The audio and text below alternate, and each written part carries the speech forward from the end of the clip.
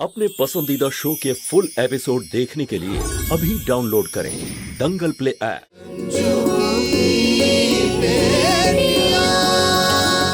কাকিমা চিন্তা করবেন না, কালকে নিউজ পেপারে আপনাদের ছবির সঙ্গে জানিয়ে দেওয়া হবে যে খবরটা ভুল ছিল।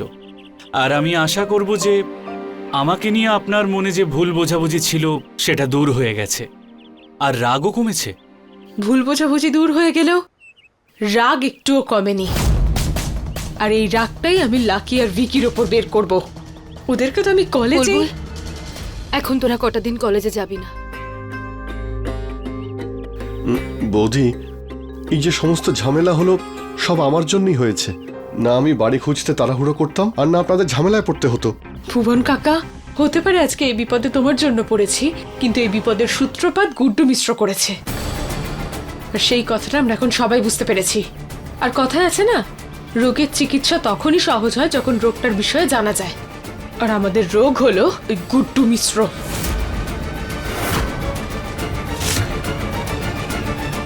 বুলবুল, এইসব কথা আমরা বাড়িতেও তো আলোচনা করতে পারি। এখন চল আমরা বাড়ি যাই।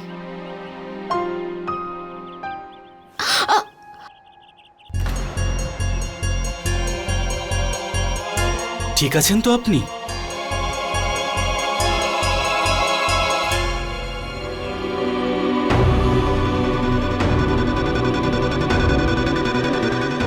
এটা তো আমার স্কুটি, এটা এখানে কি করে? হ্যাঁ, ওই আসলে এটা আমি কিনেছিলাম।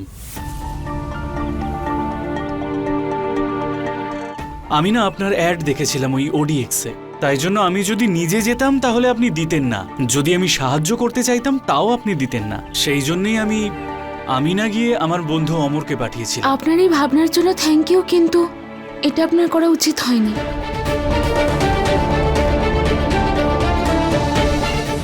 আপনি যদি চান তাহলে আপনি স্কুটিটা রাখতে পারেন, আমার কাছে তো বাইক আছে। আমি আর স্কুটি নিয়ে কি করব?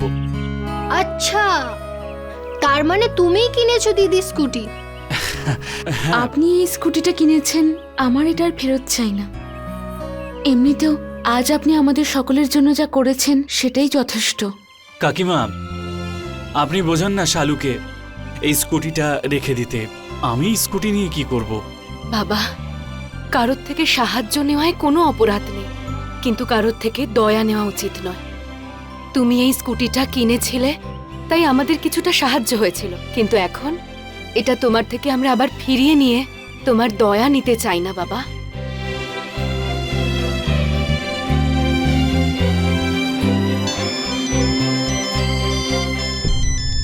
বর্মা বাবু। বর্মন বাবু, দেখুন রঞ্জু দেবী, আমি ভেবেছিলাম আপনি নিরুপায়, এখন তো দেখছি আপনি একদমই অসৎ। আমার টাকা দেওয়া তো দূরের কথা, আপনি বাড়ি ছেড়ে পালিয়েছেন। এমনটা নয় বর্মন বাবু, আসলে আমি সময়ের মধ্যে ঘর ভাড়া দিতে পারিনি বলে আমাদেরকে বাড়ি থেকে। অন্য কাউকে শোনাবেন?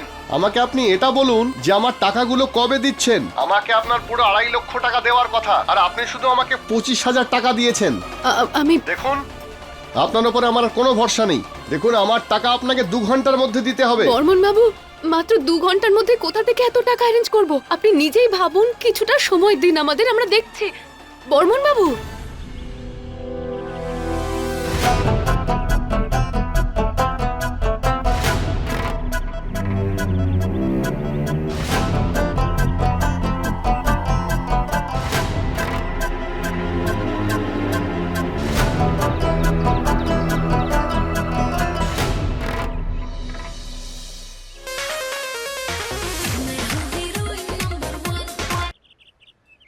বলছি ম্যাডাম, আপনাকে সকাল সকালই মনে পড়লো। আচ্ছা, সেই জন্যই আমি বিষম খাচ্ছিলাম, তাই ভাবলাম যে আমি নিজেই ফোন করে নিই, তাতে যদি আমি আরাম পাই। এ বাবা, আমাদের চিন্তাধারার কত মিল, তাই না? হ্যাঁ, সে তো বটেই। আচ্ছা, তোমার মনে আছে তো তোমায় ঠিক কি করতে হবে? আরে সব মনে আছে, কেন মনে থাকবে না?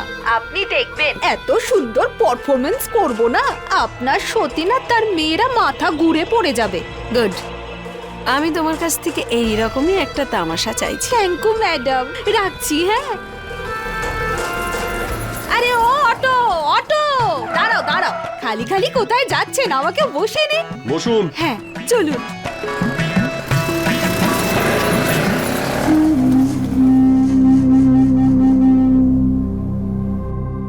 গুড্ডু, তুমি কি ওদের সবার জামিন করালে নাকি? ঠিক আছে, সে তুমি ভালো কাজই করেছো। ওদের সবার সঙ্গে আমাদের মাও তো রয়েছেন না? হ্যাঁ ললিতা দেবী, এতক্ষণ জামিন হয়ে গেছে। দেখ, ভালোই হয়েছে। আমি তো শুধু এটুকুই চাই যে ওরা যেন আমাদের লাইফে আর কোনো প্রবলেম তৈরি না করে। প্রথমে আমাদের ছেলেদের সাথে মারপিট করলো, কুস্তি কম্পিটিশনে আমাদের মাথা হেট করে দিল, আর এখন এইসব। দেখো গুড্ডু, ওদের এইসব ছোট ছোট ব্যাপারগুলো না আমাদের লাইফে অনেক বড় বড় প্রবলেম তৈরি করছে গুড্ডু। এখন এত বড় বদনাম হওয়ার পরেও ওরা যদি এই শহরে থাকে, তাহলে সেটা তোমার রেপুটেশনের জন্য কিন্তু ঠিক নয়। দেখো, আমি আর কিচ্ছু চাই না, আমি শুধু এটুকুই চাই যে ভগবানের দয়ায় ওরা যেন এই শহর ছেড়ে চলে যায়। ওরা ওদের মতো বাঁচুক আর আমরা আমাদের মতো, ব্যাস। তুমি হয়তো ঠিকই বলছো ললিতা। ঠাম্মা, এবার ঘুমিয়ে পড়ো তুমি। সারা রাত তুমি জেগে রয়েছো। আমি কি একা একা জেগেছিলাম? এমনিতে এই বাড়িতে ঘুম আসবে না। ঠাম্মা, শুধু কয়েকটা দিনেরই তো ব্যাপার, দেখবে সময়ের সঙ্গে সঙ্গে সব ঠিক হয়ে যাবে। সময় তো এমনিতেই পরিবর্তন হয়, কিন্তু মানুষের মনে যে কথা থেকে যায় সেটা সহজে পরিবর্তন হয় না।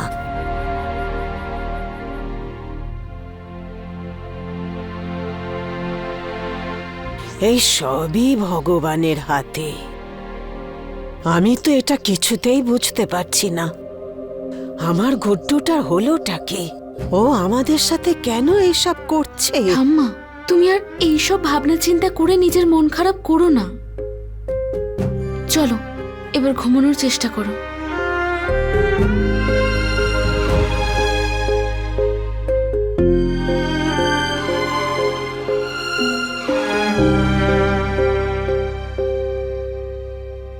আমি তো ভগবানের কাছে এটাই প্রে করছিলাম যে মাকে ওই স্বর্ণকার যেন তাড়াতাড়ি টাকা দিয়ে দেয়।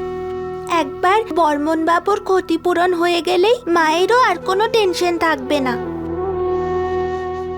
আপনি নিশ্চিন্তে থাকুন, কালকে রঞ্জু আর তার মেয়েদের দিনটা খুব খারাপ হতে চলেছে। দিদি, এই বর্মন বাবু না অন্য কারোর কথা মতো চলছে। তোমাদের মনে আছে, আমি ওনাকে কারোর সাথে কথা বলতে শুনেছিলাম, আর তখন আমি এটা অনুভব করেছি যে আমাদের সাথে যা কিছু হচ্ছে এর পিছনে গুড্ডু মিশ্র আর লাকি ভিকির হাত আছে।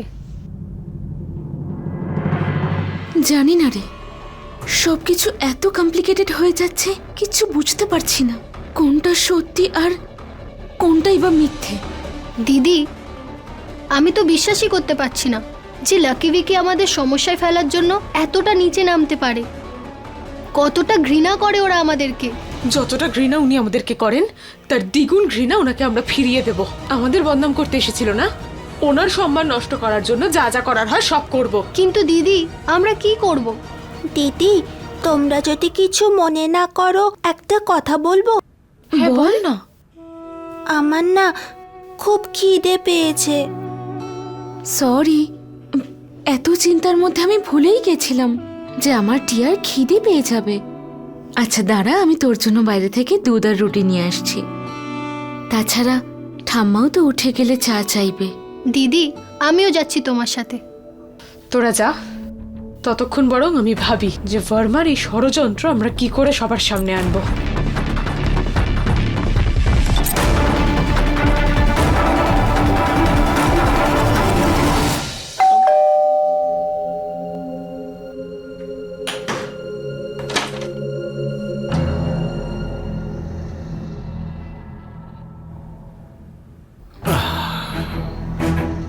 নমস্কার দাদা, বিষয়টা মিটে গেছে। ওই ছবি তোলা রিপোর্টার খুবই লজ্জিত। ও নিজের ভুল স্বীকার করে নিয়েছে আর বলছিল যে এডিটর নিজে পেপারে ক্ষমা চেয়ে লিখবেন। দাদা, আরো একটা কথা। আর কি আছে বলার? হ্যাঁ দাদা দেখো ভুবন, আমাদের যতটুকু জানার দরকার ছিল সেটা তুমি বলে দিয়েছো। ব্যাস। আরে গুড্ডু, তোমার অফিসের জন্য দেরি হয়ে যাচ্ছে না? আজ তোমার ইম্পর্টেন্ট মিটিংও তো ছিল। আরে হ্যাঁ, আমি তো ভুলেই গেছি। আচ্ছা ললিতা, আমি ওই কোটেশন ফাইলটা পাচ্ছি না। চিন্তা করো না, ওটা স্টাডি রুমে আছে। তোমাকে ছাড়া আমি একেবারে অচল, বুঝলে? আসছি।